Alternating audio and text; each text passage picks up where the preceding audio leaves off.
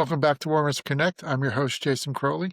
This is the post-Thanksgiving, post-election episode of Warminster Connect. Today, we're going to do an election recap and analysis of what happened on Tuesday, November 4th, and what really happened across not just Warminster, but the Centennial School District, and also how our neighboring towns voted. And then we'll talk about why this blue wave hit so hard and what it means moving forward. So let's get right into it.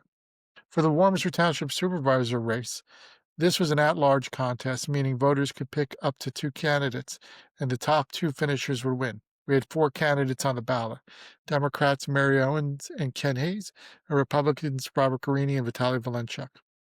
Across all 17 districts, a little over 23,000 votes for supervisor were cast. Mary Owens was your top vote getter for supervisor with 6,740 votes. That's 29% of all votes. Ken Hayes came in second, 63.92, 28%. Robert Guarini at 53.35 at 23%, and Vitaly Valenchuk at 46.05, 20%. So both Democratic candidates outran their Republican counterparts, and that continues a trend that we've now seen for several cycles. Warminster historically is purple. It leaned Republican, especially before 2016. But in recent years, Democrats have gained ground, largely due to the shifts in who shows up to vote. Here's a powerful contrast. Trump won Warminster in 2024. Republicans lost across every township-wide race in 2025. And the difference? Turnout demographics. District breakdowns are important to look at.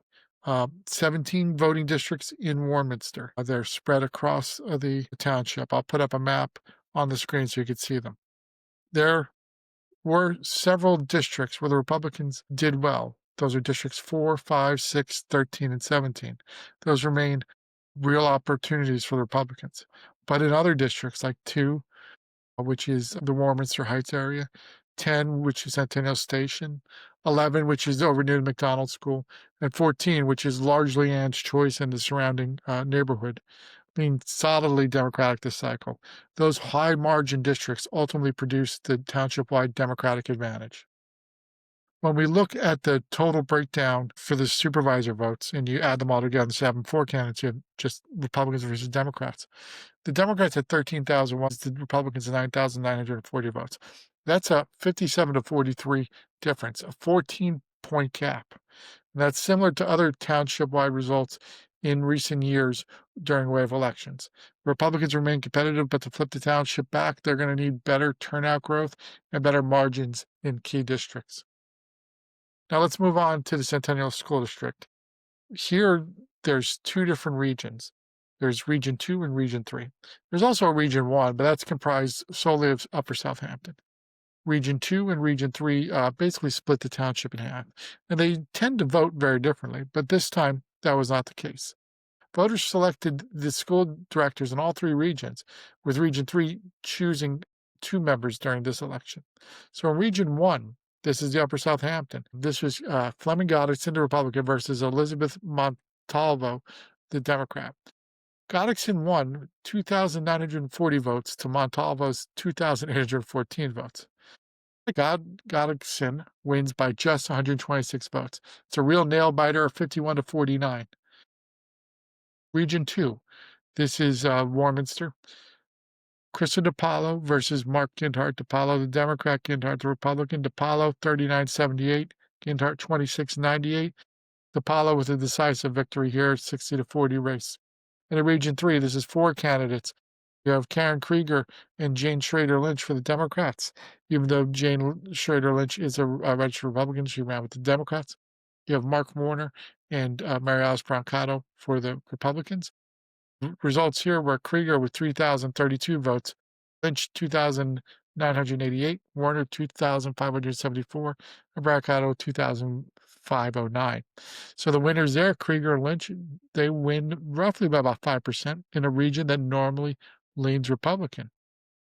So what to take away from those really quickly? Well, in Region 1, Upper Southampton has been a historically very red area. It's a demographics issue there. It's simply Republicans outnumber Democrats in Upper Southampton by quite a lot. However, Elizabeth Montalvo came very close to unseating Goddickson. 2 points in an Upper Southampton race is about as close as it ever gets, and frankly, they were lucky to hold on, Fleming and the Upper South Republicans, to the race. It was the only race in Upper South that was contested. All the others had no Democratic candidates. So it would have been interesting to see how other Democratic candidates would have fared in Upper Southampton, but we only had that one, and it was super close. In Region 2 has long leaned Democratic, especially since 2016. Harder, Republican was able to win in 2021, largely due to a red wave that came about post-COVID and post masks and other pushback that was happening at the time. This time, the wave flips the other way, and Krista DiPaolo is victorious. Region 3 is a region where it tends to lean Republican. And Mike Hartline, a Republican, won this race just 2 years ago. But this time, flips back to the Democrats in a wave election. Region 3 is a region that will go to the party that's behind the wave. In this case, Krieger and Lynch were the beneficiaries. Now, how did our neighboring towns vote? The blue shift just wasn't here in Warminster. Turnout and Democratic momentum surged across Bucks County. Here's the quick tour. Warrenton, Republicans lost all races. Margins were similar or even worse than what we saw here in Warminster. Hampton, longtime red stronghold. They lost the supervisor seat to a Democrat. In Bensalem, Republican Mayor Joe DiGirolamo was reelected, but the Democrats shocked everyone by sweeping every council seat. The school board is now 8-1 Democratic. This is a township that, despite having a disadvantage in voter registration, Republicans have long had a very effective turnout machine in Bensalem. That did not work this time, which is a sign of how much the blue wave impacted. In Buckingham, they elected a Democratic supervisor for the first time ever. And this is over a supervisor who had been in place for many decades.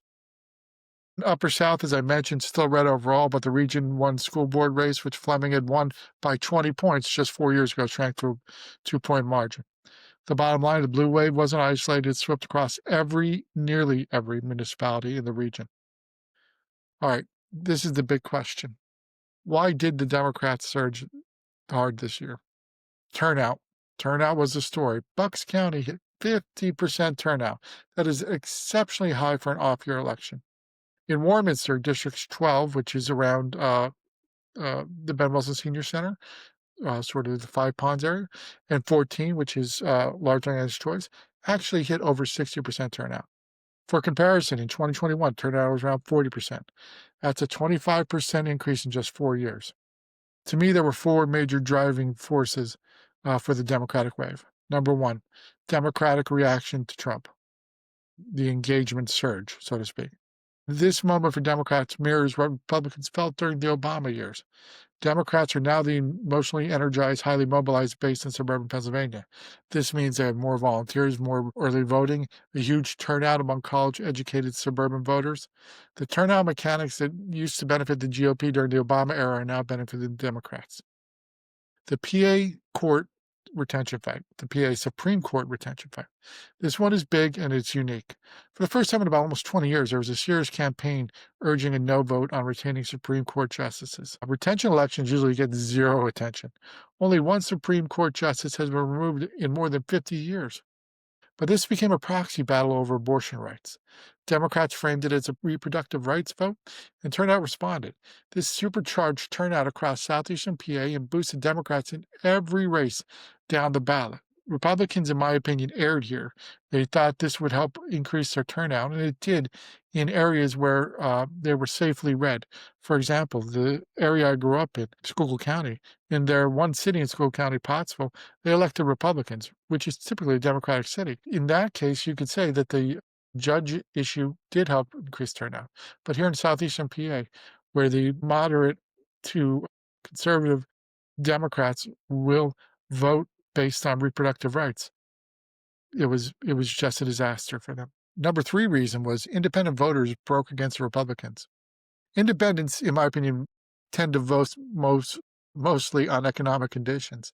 And even though some economic indicators have improved since Trump returned to office, many families are still feeling squeezed. They expect a visible relief, and they haven't felt it yet. So a small shift, even 3 to 5 points towards the Democrats and independent vote is enough to flip it multiple races. And that appears to be exactly what happened. When we look at the mail-in votes, we expected that 66% of the mail-in votes were done by Democrats and 33% by the Republicans, and we didn't know how many independents. Well, when you look at the total number of mail-in votes, and we're just doing estimates here, those numbers aren't completely available to us yet, who voted, who didn't vote. We'll have those numbers at a later date. When you look at it, it looks like Democrats won the mail-in vote 75-25, which means they had a decisive advantage among independent voters. And then number 4, the government shutdown narrative hurt Republicans. Even though many Republican voters saw the shutdown as just another annoyance, the Democratic coalition includes a huge portion of government workers, contractors, public school employees, people dependent on the government benefits. And Democrats successfully messaged that the Republicans caused the shutdown, even if individuals weren't personally affected. That narrative drove the turnout among some of their most reliable voters. So let's pull the threads all together. The Democratic way was driven by 4 forces working at the same time: anti-Trump mobilization, the Supreme Court recent tension surge, independent voters shifting left, and the shutdown narrative. Any one of these could have tied margins. Together, they created a blue wave, flipping districts and reshaping voting patterns across Bucks County. Despite the losses, Republicans did do some things pretty well this year. This was the largest Republican turnout in Warminster off-year election ever. Texting, social media outreach, and micro-targeting were effective. And here's a striking stat. 12 years ago, a Republican supervisor won with roughly 2,870 votes. This year, Bob Guarini, who lost, finished third, nearly double that figure.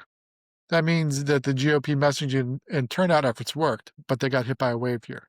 The challenge going forward is for the Republicans to keep improving those outreach methods and build on what worked and prepare for cycles where the turnout environment is more favorable.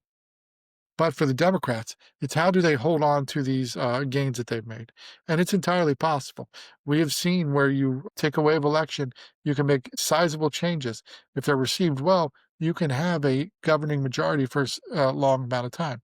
If you overreach and get pushback, you can lose control. Evidence of that is the school board. The school board was under Democratic control during COVID. People did not react well to some of the measures that were taken during COVID, and we had a flip in 2021.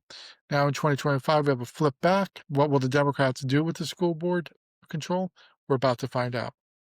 Republicans now are in a 5-4 minority, even though Jane Schrader Lynch is a registered Republican. She votes with the Democrats, and for the purposes of discussion, I'm counting her as a Democrat. So they're in a 5-4 minority in the board, and that means that if the Democratic majority would like to make changes, such as this superintendent, that is definitely on the table. We'll just have to wait and see what exactly they do. Who knows? They'll be being sworn in here in early December. And in fact, Mrs. Lynch was recently just sworn in by Judge O'Neill, as Mrs. Lynch was unable to attend the swearing in that would occur during the first week of December. As the results come in and we get more information, such as who voted, who didn't vote, mail-in breakdowns, those details matter for really looking at what happened here. At a high level, my feeling is, in a town where Trump won just last year, the Republicans get beat hard this year, I'm thinking that a lot of those Trump voters just didn't come out for the local elections. And the Democratic voters were highly motivated, encouraged, and the local Democrats uh, got them to the polls. And that's what it's all about at the end of the day is, can you get your voters to the polls? So we'll have more details and more information on those races as they become available here over the next couple months. And it'll help us look at what's coming ahead. Next year we'll have a state rep race. You'll have a governor's race. There will be a state senate race. So there'll be interesting local government things to discuss, but we will take them after the holidays. We're going to turn our focus over to the holidays in our next episode. I did receive one question recently is what would happen if on the school board, because it's a 5-4 margin, if any member of the majority were to step down from the board, creating therefore a 4-4 tie on the board. In that instance, what would happen is the school board would advertise and interview people who would submit interest in being appointed a school board director. They would then vote on these directors. I would expect that the vote would likely fall on party lines, though I have no inside information about that at the moment, but it's likely that would happen. So, what happens if it's a 4-4 vote? Well, if they're unable to resolve the 4-4 vote after a set amount of time, it gets sent to the Bucks County Common Court of Pleas. And in that case, a judge would make the decision for the board. Now, how does that factor in?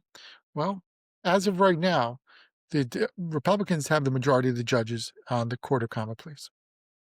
I believe that of the 13 judges right now, 9 of them are Republicans. However, starting in January, because of the results of the last election, the Democrats gained 4 more judgeships. So that would then give the Democrats a 7-6 advantage in judges at the Court of Common Pleas, meaning that whoever gets assigned would make the decision. And if you receive a Democrat judge, you can rest assured that a Democrat would be appointed, and the same would go for a Republican. So it would become literally a coin toss. Hopefully, none of that matters. Everybody's able to stay on the board. The people who are elected are able to serve their terms.